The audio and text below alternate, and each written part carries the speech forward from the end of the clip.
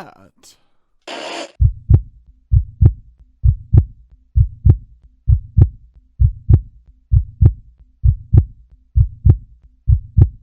Hey everybody, Adrian here for Nerd at Heart Special Edition. We're talking about, guess what? The Skeleton Crew. I'm your host, Adrian, and along with me is your co-host, Patrick. And as always, we're happy to have you guys here with us as we discuss, as Adrian just said, the new Star Wars series, The Skeleton Crew. Yeah. Now, you didn't think we wouldn't talk about it, would you? We were definitely going to talk about it. I'm here. We're talking about it. So I've watched both episodes that have premiered. I know you've watched both episodes that have premiered. Yep. What did you think? What did you think? Because you know what? Overall, I was fairly happy. I would say the only thing that I had that would be anything towards a overall comment is that the first episode moved a little slowly. That would be about the only critique that I truly have. The second episode was just a blast from start to finish. Okay. And once things really started getting rolling in about the last third or quarter of the first episode, I would say it really just kind of was. It was a lot of fun. It was really great, and I think there was a lot riding on this. Oh yeah, coming in. And we kind of get into that a little bit and why. But how did you feel? Well, I want to say, first off, I agree with you about the first episode. I watched it with my wife, and we're sitting there, and it's going. We're seeing, where the children live. We're seeing the premise. It's the pilot episode. It does what a pilot is supposed to do for a series. It's setting the tone, this, that, and the third. I will say I enjoyed the first 5 minutes of the episode, because we see the pirates, we see some boarding action. Oh yeah, I forgot about that. I think really cool middle part. Yeah, I mean, we see a dude get shot in the eye, and he keeps fighting. I mean, it's like, whoa. We get introduced to this pirate Captain Brutus. Really cool. I mean, it's this big wolf guy. He's got like 5 guns all over him. Really cool. Really amazing. Yeah. And, overall, I mean, just a good episode. Now, I do agree with you, though. It ran a little long. It started to get to the point where I'm like, okay, we need to push the plot. Where's the plot? But overall, a solid episode. I honestly give it an 8 out of 10. Yeah, I think I would kind of agree if we're just kind of giving it a rating system. By the way, guys, we are planning, because we do have some things we want to discuss, so that we are going to be having somewhat of a spoilerific episode, in some ideas, theories. We want to kind of dissect what we've seen. I know that's what everybody does when they see these first 2 episodes.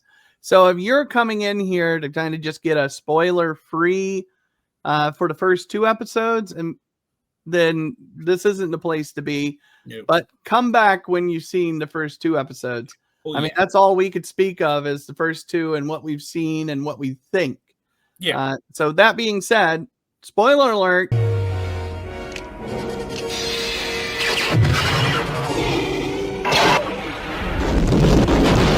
Okay, and then we're going to it'll be much better in post. And then we're going to kind of move on, and we'll talk more about the in depth. Okay. Yeah.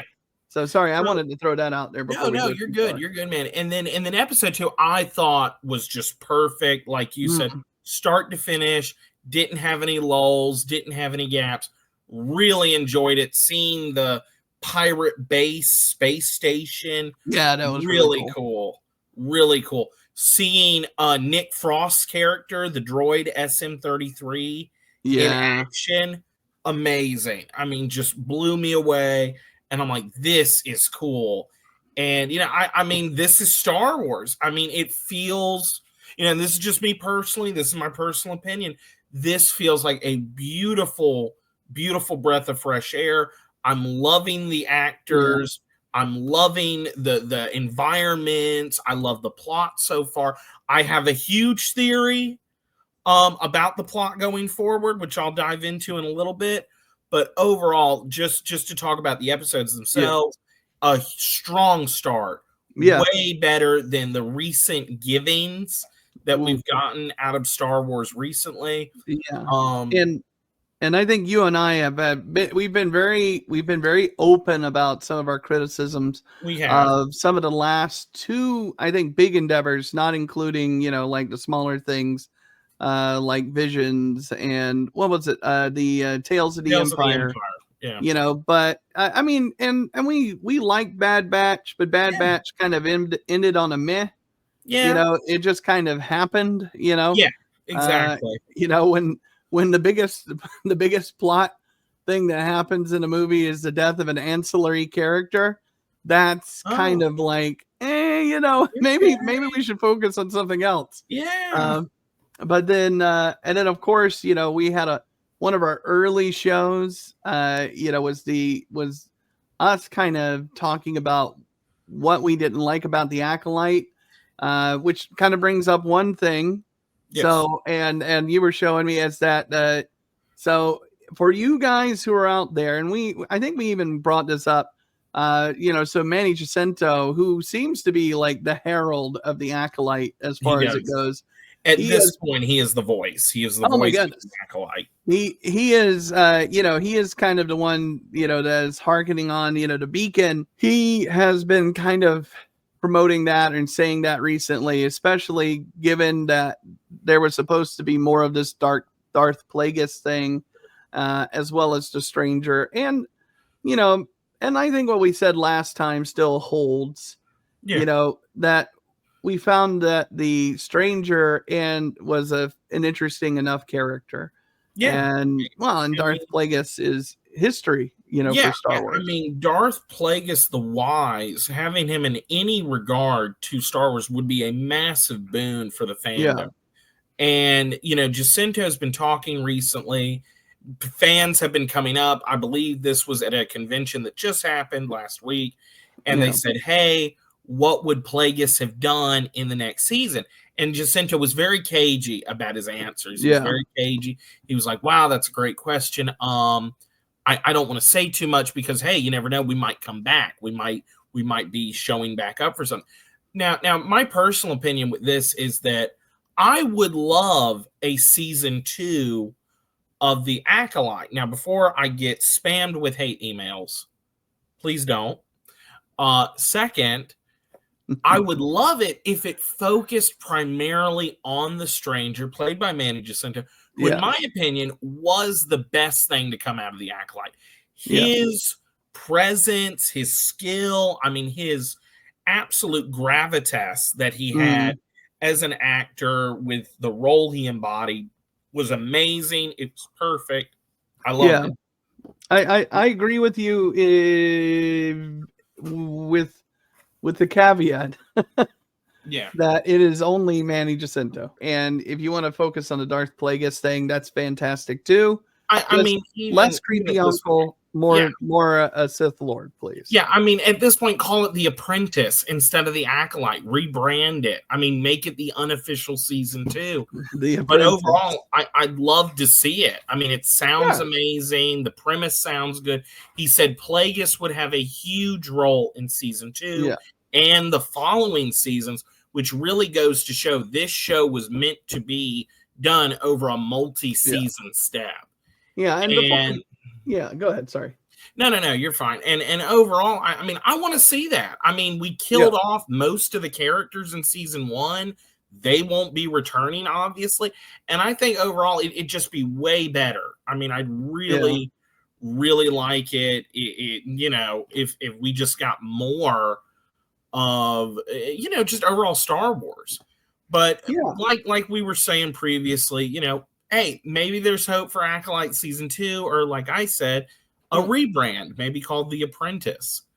Well, and kind of where I want to just kind of push on that before we go right into the Skeleton Crew is just, and I think what it is in the end, it's ultimately because of Manny Jacinto himself, because Manny Jacinto seems to be, I think out of everybody, the only one who is still promoting, still behind, and still passionate about the project he did.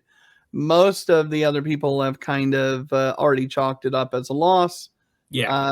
But, now, I mean, granted, you could say, of course, it's because the man wants to work. Desperation is a stinky cologne, John. But I think in the end, he seems to be really engaged with his fans. He really does, and he's passionate. He's very passionate about this. So, I mean, you're right. The other actors, they're like, I mean, it is what it is. My character died. I mean, what do you want from me? Well, I mean, what's her? Carrie-Anne Moss was just like, look, I made the episode, ages ago. It's like, it's a job. So that was her response. She treated it, but I mean, her character died in the first episode. Spoiler. That is why you fail. But I mean, look, it's not a spoiler. In the first 5 minutes. Yeah. So spoiler for the first 5 minutes of a show nobody wants to watch. I mean, this sounds kind of bitter and mean, but it's kind of true. I mean, and at the end of the day, I mean, most of the actors' characters die as the show goes on. I mean, to the point where we're not going to see them again. Yeah. I mean, that's just the way it is. But, I mean, that being said, so, kind of going away from, and, a lot of people have been a little lackluster with some of the stuff Star Wars has been coming out in general, over the last, I mean, it kind of clashes against the idea of, are you just happy to have Star Wars, or do you want just good things? So, and you're right. I mean, from what we've discussed, I mean, Star Wars only got really 4 projects this year. Yeah, we got Bad Batch season 3 in March. We got Tales of the Empire in May. Yeah, we got the Acolyte that ended in in August. Yep. And we are now getting Skeleton Crew that's going to carry us majoritively into the new year. Yes. And of the 4 projects, I mean, we've discussed this. The Bad Batch ended, but it ended on a very okay, it happened note. Yeah. Tales of the Empire was good, but it's 6 shorts that all dropped on the same day. Yeah. And they're just more to fill in gaps between this and that. And it's just let you know, okay, this is what happened to this character, or this is why this character was the way they were. Yeah, and I think in the end, we thought that the Elsbeth stuff was pretty good.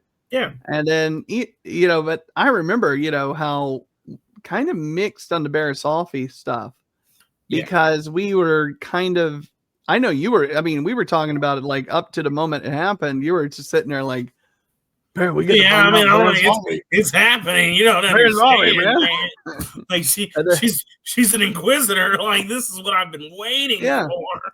And then you find out she chills in a tent for 10 years. Yeah. So there you go. And again, that all happened the same day. Like, that all went down the same day. Like, because again, 6 shorts dropped, and I'm just like, oh. So, and again, spoilers about Tales of the Empire. Barriss basically, the Empire's like, hey, the Jedi are gone. Do you want to be an Inquisitor? And she's like, well, does it get me out of the cell? Yes. Okay, then yes. Joins up with the Inquisitorius, passes the test to become one, becomes Inquisitor. Goes on what seems her first mission and saves the Jedi she was sent to kill. Then leaves the Inquisitorius.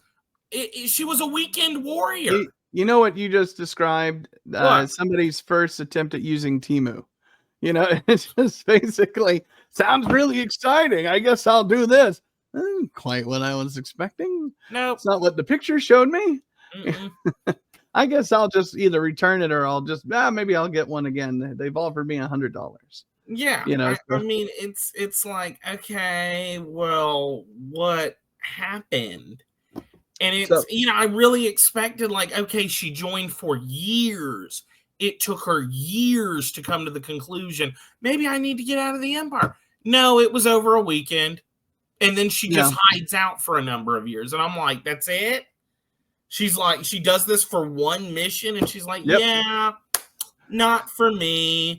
Yeah, you would think. I mean, such a major. It was such a big event, I guess, kind of, in the Clone Wars, and then all of a sudden it's like, okay. Well, I mean, this was a character we had waited for 10 years of what happened to her. And you realize I mean, they didn't. Yeah, they didn't talk about her in books. They didn't talk about her in comics. She wasn't brought up in any other show or series. And it's like, wow. I mean, she kind of just disappeared. Yep. And then it's, we're finally going to get an answer. And then answer done, over. And I'm just, that's it. So, I mean, it was good, but it was, to me personally, it was a little disappointing because it was so short. Yeah. Then we get to the Acolyte. Yeah, and, well, look, like I said, we're not going to beat.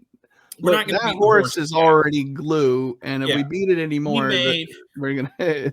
We made a very long video talking about the Acolyte, our feelings apologies, on it. It is an earlier video. Yeah, so if you want to go check that out and see us beat that horse to death, not literally, we do not harm animals on this show, but please, by all means. Yeah, we wait until the cameras are off. Oh my God. No condoning anything like that. No animal violence.